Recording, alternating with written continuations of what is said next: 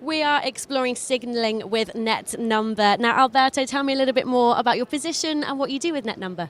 Well, thank you. What we do at NetNumber is basically trying to simplify anything and everything that has to do with signaling in the core networks. So we work with legacy signaling worlds like SS7.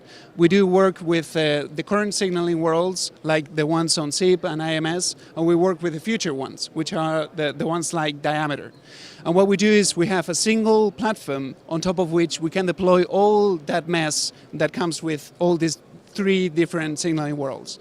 We simplify all that, and what we can do is deploy a single core for a dedicated function, like for instance, one of the IoT verticals for one of the IoT industries, let's say healthcare, you can deploy a core in a single node, with which basically you have a far shorter time to market to deploy that core and a far, far lower cost to run it and to deploy it.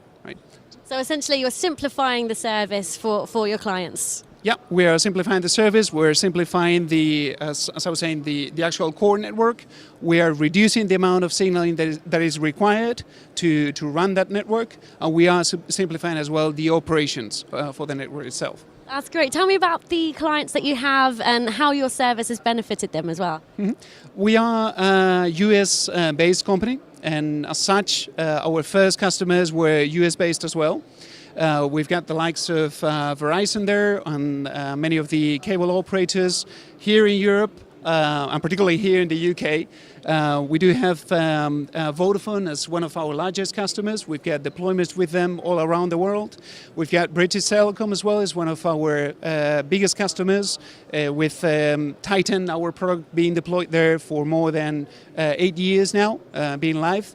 And they all seem to truly embrace the concept of simplifying networks. So normally we deploy Titan for one function within that network, and that one function keeps on expanding and aggregating some of the other existing functions in their respective networks.